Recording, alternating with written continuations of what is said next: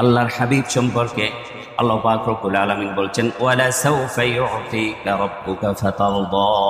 সূরা দুহায় আমরা প্রায় পড়ি ওয়ালা সাউফা ইউতিকা রাব্বুকা ফাতারদা। ও আমার হাবিব, আপনাকে আমি এমন ভাবে নিয়ামত দান করব আপনি তার উপর সন্তুষ্ট হয়ে যাবেন, আপনার উম্মতরা জান্নাতবাসী হবে, আপনার উম্মতরা নিয়ামত প্রাপ্ত হবে এমন ভাবে, তাদেরকে আমি এমন ভাবে আপনাকে নিয়ামত দিব যে নিয়ামতের উপর আপনি সন্তুষ্ট থাকবেন। সুবহানাল্লাহ। এই জন্যই তো বলে মোহাম্মদ কে উম্মত না যায়েঙ্গে দোজখ, মোহাম্মদ কে উম্মত না যায়েঙ্গে দোজখ, ये वादा रसूल खुदा कर चुके हैं। মোহাম্মদ সাল্লাল্লাহু আলাইহি ওয়াসাল্লামের উম্মত জাহান্নামে যাবে না, এটা এই কারণে বলা হয়েছে। কিন্তু উম্মত তো হইতে হবে ভাই, উম্মত মুহাম্মদুর রাসূলুল্লাহর উম্মত জাহান্নামে যাবে না, কিন্তু আমিও উম্মত কিনা, উম্মত হতে পেরেছি কিনা, সেটা হচ্ছে মূল বিষয়। আল্লাহর হাবিবকে এই উম্মতের ছোটখাটো ভুল অপরাধগুলি আল্লাহ তাআলা ক্ষমা করে দিবেন। আল্লাহর হাবিবের উম্মতরা সর্বপ্রথম নবী হিসেবে মুহাম্মদ রাসূলুল্লাহ জান্নাত উদ্বোধন করবেন। সুবহানাল্লাহ। আল্লাহর হাবিব বলেছেন আনা আউয়ালু মান ইয়াকরাউ বাবুল জান্নাহ। আল্লাহর হাবিব বলেন আমি সেই নবী যেই নবী সর্বপ্রথম জান্নাতের দরজায় গিয়ে আমি কারাগাত করব। রিদওয়ান ভিতর থেকে বলবে মানান্তা, আপনি কে? আপনি কে? রাসূলুল্লাহ বলবেন আমি মুহাম্মদ, আনা মুহাম্মদ সাল্লাল্লাহু আলাইহি ওয়াসাল্লাম। এই যে এখানে আদব আছে, এখানে আদব। বাসার দরজা বন্ধ রাখলে অনেকে রাগ করে ফেলে, বাসার দরজা বন্ধই রাখবে, বাইরে থেকে কারাগাত করবে। জিজ্ঞেস যদি করা হয় পরিচয় দিয়ে ঢোকা, এটা রাসূলুল্লাহর সুন্নাহ। পরিচয় দিয়ে বাসায় ঢোকা সেটা রাসূলুল্লাহর সুন্নাহ। এটাকে অপমান মনে করার কিছুই নেই। আমরা অনেকে এটাকে অপমান মনে করি, কেন আমি তার বাসায় আসলাম, আমি তার ভাই, আমি তার বন্ধু, কেন পরিচয় দিব? সে আমাকে চিনলো না কেন? আমি আসলাম সাথে সাথে দরজা খুলে দিল না কেন? কেন ভাই? এটা তো ইমানদারের চরিত্র নয়। রাসূলুল্লাহর সুন্নাহ হলো পরিচয় দিয়ে বাসায় ঢুকবে। এরপরে পরিচয় দেওয়ার নীতিও কি? আল্লাহ রাসূল রিদওয়ানকে জবাব দিলেন, কোথায় রিদওয়ান, কোথায় মুহাম্মদ রাসূলুল্লাহ সাল্লাল্লাহু আলাইহি ওয়াসাল্লাম। এরপরেও তিনি পরিচয় দিচ্ছেন আনা মুহাম্মদ সাল্লাল্লাহু আলাইহি ওয়াসাল্লাম, আমি মুহাম্মদ সাল্লাল্লাহু আলাইহি ওয়াসাল্লাম। রিদওয়ান সাথে সাথে বলে উঠলেন ইয়া রাসূলুল্লাহ সাল্লাল্লাহু আলাইহি ওয়াসাল্লাম ওয়া বিকা উমিরতু, আপনাকে দরজা খুলে দেওয়ার জন্যই আমি আল্লাহর তরফ থেকে আদিষ্ট হয়েছি। আপনার আগে যেন কেউ জান্নাতে ঢুকতে না পারে, সেই জন্য আমি দরজা বন্ধ করে বসে আছি। ওয়েলকাম ইয়া রাসূলুল্লাহ, মারহাবান বিকা ইয়া রাসূলুল্লাহ, আপনি চলে আসুন। সর্বপ্রথম স্বাগত জানিয়ে রাসূলুল্লাহকে জান্নাতে ঢুকাবেন। তাহলে নবী রাসূলদের মধ্যে সর্বপ্রথম জান্নাতে যাবেন মুহাম্মদুর রাসূলুল্লাহ সাল্লাল্লাহু আলাইহি ওয়াসাল্লাম।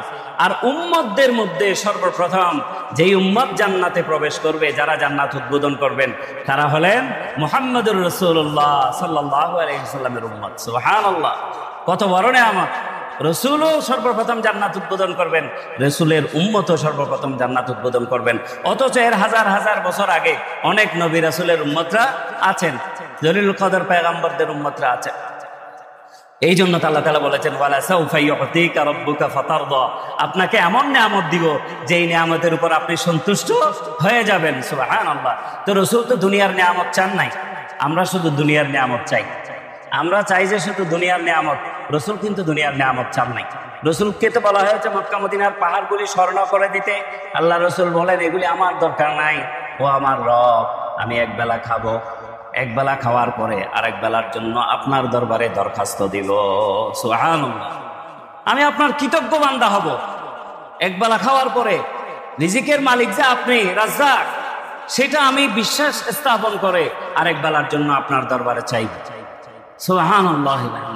কোন ধন সম্পদ রাসূলুল্লাহর ঘরে জমা থাকতো না। রাসূলুল্লাহর ঘরে একদিন 2 দিরহাম রাসূলুল্লাহর পকেটে ছিল। রাসূলুল্লাহ সাল্লাল্লাহু আলাইহি ওয়াসাল্লাম সন্ধ্যাবেলায় আসরের সময় অস্থির হয়ে আছেন যে আজকে কোনো সায়েল আসতেছে না কেন, কোনো ভিক্ষুক কেন আসতেছে না, যে আমার পকেটে কেন এই 2 দিরহাম নিয়ে যেন আমার রাত কাটাতে না হয়। তখন রাসূল কি করলেন? আসরের নামাজ পড়ে আসরের সালাত আদায় করে যখন বের হচ্ছেন, একজন সায়েল আসতেন, আল্লাহ রসুলের কাছে চাইলেন। তখন আল্লাহ রসুল ওই 2 দিরহাম তার হাতে দিয়ে আল্লাহ শুকরিয়া আদায় করলেন, হায় আল্লাহ, 1 দিরহামও পকেটে নিয়ে রাত্রে ঘুমাই নাই। সুবহানাল্লাহ। এটা হলো রাসূলুল্লাহর চরিত্র।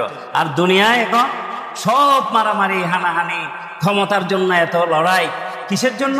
শুধু সম্পদের জন্য, শুধু সম্পদের জন্য। এই কথাই আল্লাহ রাসূল সাল্লাল্লাহু আলাইহি ওয়াসাল্লাম ওফাতের আগে বলে গিয়েছেন যে আমার উম্মত শিরিক বেদাত করে ধ্বংস হবে না, আমার উম্মত ধ্বংস হবে সম্পদের পিছনে ছুটে, আমার উম্মত ধ্বংস হবে সম্পদের পিছনে ছুটে ছুটে, আমার উম্মত ধ্বংস হয়ে যাবে। আমার উম্মত শুধু শিরিক বেদাত করে সব উম্মত ধ্বংস হবে না। সুবহানাল্লাহ।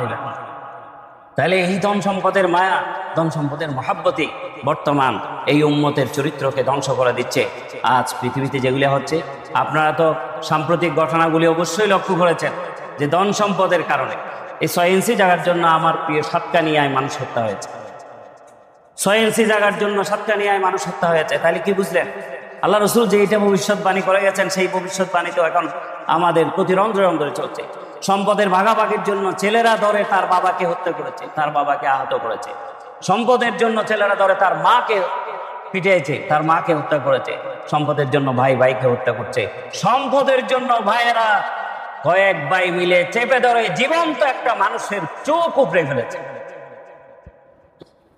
এর চেয়ে নিকৃষ্টতম চরিত্র আর কি হতে পারে? কোন জাতের চরিত্রে আমরা চলে এসেছি? আমাদের এই সব বিষয়ে ভাবা উচিত। রাসূলুল্লাহ সাল্লাল্লাহু আলাইহি ওয়াসাল্লামের উম্মতের জন্য আল্লাহ রাসূল ভবিষ্যৎবাণী করে গেছেন, আমার সকল উম্মত শিরিক বেদাত করে ধ্বংস হয়ে যাবে না, তবে সব উম্মত ধ্বংস হবে সম্পদের পিছনে ছুটে। তারা সম্পদের লোভী হবে। আল্লাহ রাসূল সাল্লাল্লাহু আলাইহি ওয়াসাল্লাম সম্পদের লোভী ছিলেন না, ইমানদার কেমনে বাড়ানো যাবে সেই লোভী ছিলেন। তাহলে ইমানদার বাড়ানোর যে কাজ, দাওয়াতি কাজ, সেই দাওয়াতি কাজে আমাদেরকে অবশ্যই অংশগ্রহণ করতে হবে, যেন আমরা ইমানদার বাড়াইতে পারি। আসাবিয়ত নয়, পক্ষপাতিত্ব নয়, দলের সংখ্যা বাড়ানো নয়।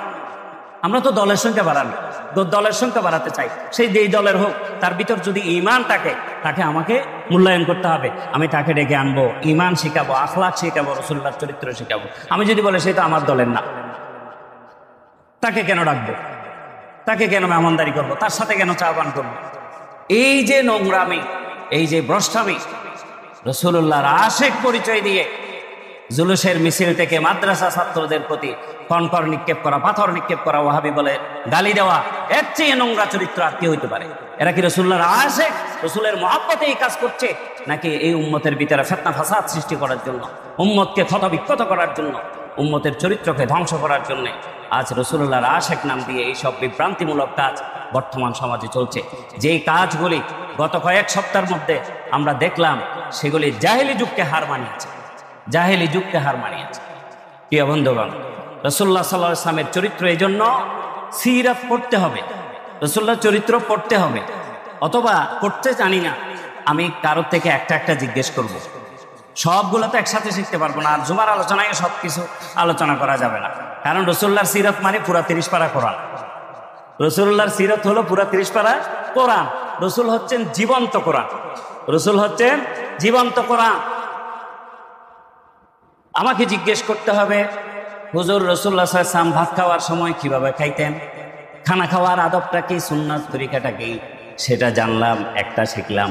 যারা পড়তে জানি না, যারা পড়তে জানি তাদের জন্য সিরাতের অনেক কিতাব আছে, আমরা সেগুলি পড়ার জন্য চেষ্টা করব। বাংলায় যথেষ্ট সিরাতের কিতাব, সিরাতে মুস্তাফা বাংলা হয়েছে, এরপরে ইবনে হিশাম বাংলা হয়েছে, আর রাহিকুল মাকতুম বাংলা হয়েছে। গ্রহণযোগ্য সিরাতের অনেক কিতাব বাংলা হয়েছে। যারা পড়তে জানি আমরা এইসব কিতাব নিয়ে এক একটা পাঠ অন্তত পড়ব, রাসূলুল্লাহর জীবনীকে অধ্যয়ন করব। কারণ যেই রসুল আমার হেদায়েতের মাপকাঠি, সে রসুলের জীবনেই যদি না জানি, তা আমি হেদায়েত পাবো কোত্থেকে? আর যারা পড়তে জানি না বা পড়ার সুযোগ নেই, আমরা যখন সুযোগ হয়, ইমাম সাহেব আছেন, আপনার বন্ধু বান্ধবদের মধ্যে আলেম আছেন, তাদের কাছে, বা ব্যবসা করেন একসাথে, দোকানের মধ্যে চাকরি করে, ওখানে একজন আলেম আছেন, আপনি তাকে জিজ্ঞেস করবেন, ভাই রাসূলুল্লাহ সাল্লাল্লাহু আলাইহি ওয়াসাল্লাম কাস্টমারদের সাথে কিরকম আচরণ করতেন? আল্লাহ রসুল ব্যবসা করেছেন না? আল্লাহ রসুল তো সব কাজের মডেল। রসুল চাকরি করেছেন, মাজান খাদিজাতুল কুবরা রাদিয়াল্লাহু তাআলা আনহার ব্যবসায় চাকরি করেছেন। রাসূলুল্লাহ সাল্লাল্লাহু আলাইহি ওয়াসাল্লাম আবার নিজে তার চাচার সাথে ব্যবসা করেছেন। রসুল চাকরি করার আদর্শ, একজন চাকরিজীবী কিভাবে জীবনযাপন করবেন, রসুলের জীবনে সে আদর্শ আছে। একজন ব্যবসায়ী কিভাবে ব্যবসা করবে, রসুলের জীবনে সে আদর্শ আছে। এরপর আল্লাহ রসুল সাল্লাল্লাহু আলাইহি ওয়াসাল্লাম বলছেন, বুইসতু মুআল্লিমা, আমি শিক্ষক হিসেবে এসেছি। শিক্ষকদের জন্য রসুল মডেল, কারণ রসুল সাল্লাল্লাহু আলাইহি ওয়াসাল্লাম কিভাবে পড়াতে হয় সেই আদর্শ রসুলুল্লাহর চরিত্রে আছে। তাহলে সব কাজ আপনি কোনটা বলবেন যে এই কাজটা রাষ্ট্র পরিচালনার আদর্শ রাসূলুল্লাহর জীবনে আছে? রাসূলুল্লাহকে আল্লাহ তাআলা সবকিছু কেন দিয়েছেন? এটা রাসূল হচ্ছেন আমাদের মডেল, আদর্শ। সেই রাসূলুল্লাহ সাল্লাল্লাহু আলাইহি ওয়াসাল্লামের আদর্শগুলি যেন এক একটা করে আমরা নিজের জীবনে বাস্তবায়ন করতে পারি। এখন যদি রাসূল রাষ্ট্র পরিচালনা না করতেন, তাহলে তো আমাদেরকে রাষ্ট্র পরিচালনার জন্য অমুকের আদর্শ তমুকের আদর্শ, কত ব্যক্তির আদর্শকে মানতে হইতো। যখন রাসূল রাষ্ট্র পরিচালনা করেছেন, সুতরাং রাষ্ট্রনীতিতে, রাজনীতিতে, রাষ্ট্র পরিচালনার কাজে আর কোন নেতাকে আদর্শ মানার সুযোগ মুসলমানদের জন্য নাই। মুসলমানদের জন্য আর কোন নেতার আদর্শ অনুসরণ করার সুযোগ নাই। যারা বলে আমি অমুক নেতার আদর্শ অনুসরণ করি, অমুক নেতার আদর্শ অনুসরণ করি, ভাই আপনি ঈমানের সাথে সাংঘর্ষিক একটা বিষয়ে আছে। এটা ঈমানের সাথে সাংঘর্ষিক, বোঝার জন্য চেষ্টা করুন। অমুকের আদর্শ হতে পারে না। রাসূলুল্লাহ সাল্লাল্লাহু আলাইহি ওয়াসাল্লাম যেহেতু আমাদেরকে সব কাজের আদর্শ দিয়েছেন, রাষ্ট্র পরিচালনার আদর্শ দিয়েছেন, সুতরাং সেক্ষেত্রে রাষ্ট্র পরিচালনা তো ধর্মীয় দিক থেকে হয় না, কোরআন দিয়ে কি রাষ্ট্র পরিচালনা হয়? এই জন্য অমুকের আদর্শকে, লেনিনেরটা, কালমার্ক্সেরটা, অমুকেরটা তমুকেরটা আমাকে মানতে হবে, এগুলি হচ্ছে ভ্রান্ত ধারণা। কারণ তো রাসূলুল্লাহ সাল্লাল্লাহু আলাইহি ওয়াসাল্লামের জীবনে সব কিছু আছে। আল্লাহ রাসূল আমাদেরকে দেখিয়ে দিয়েছেন আমি এবং খোলাফায়ে রাশিদিন, আমি এবং খোলাফায়ে রাশিদিন, 4 খলিফা, এই রাষ্ট্র পরিচালনার নীতিটাই তোমরা কি করো? অনুসরণ করো। তো রাসূল তো আমাদের দেখিয়ে দিয়েছেন, সুতরাং আর কাউকে আদর্শ মানার সুযোগ নাই। সম্মানিত হাজিরিন, আল্লাহ পাক রব্বুল আলামিন ইরশাদ করছেন, এই যে রাসূলুল্লাহ সাল্লাল্লাহু আলাইহি ওয়াসাল্লামের অনুসরণ মানে আল্লাহর অনুসরণ। রাসূলকে বাদ দিয়ে কেউ যদি আল্লাহ মানে বলে, এরকম একটা ফেরকা এখন আবিষ্কার হয়েছে। সেই ফেরকাটা কি? আহলে কোরআন। এরা কোরআন মানে, হাদিস মানে না। হাদিস কার বাণী? রাসূলুল্লাহর বাণী। এরা হাদিস মানে না, বলে যে আমরা আহলে কোরআন, কোরআনে যেটা আছে সেটাই আমরা করব, হাদিস এরা মানে না। আর আল্লাহ পাক রব্বুল আলামিন সূরা নিসার ৮০ নম্বর আয়াতে স্পষ্টভাবে ইরশাদ করেছেন, মান ইউতি'র রাসূল ফাকাদ আতা আল্লাহ, মান ইউতি'র রাসূল ফাকাদ আতা আল্লাহ। যেই ব্যক্তি রাসূলের অনুসরণ করলো সে আল্লাহর অনুসরণ করলো, আল্লাহর ইত্তেবা করলো। রাসূল বাদ দিয়ে আল্লাহ মানার কোনো সুযোগ নাই। রাসূল বাদ দিয়ে আল্লাহ মানার কোনো সুযোগ নাই। আল্লাহ তাআলা কোরআনুল কারীমেতে বলেছেন, আকিমিস সালাহ, সালাত কায়েম করো। সালাত কিভাবে পড়বো? হাত উঠাবো, তাকবীরে তাহরিমা বলবো, তাশাহুদ পড়বো, দরুদ শরীফ পড়বো, সূরা কিরাত পড়বো, এগুলা তো ভাই কোরআনুল কারীমে নাই।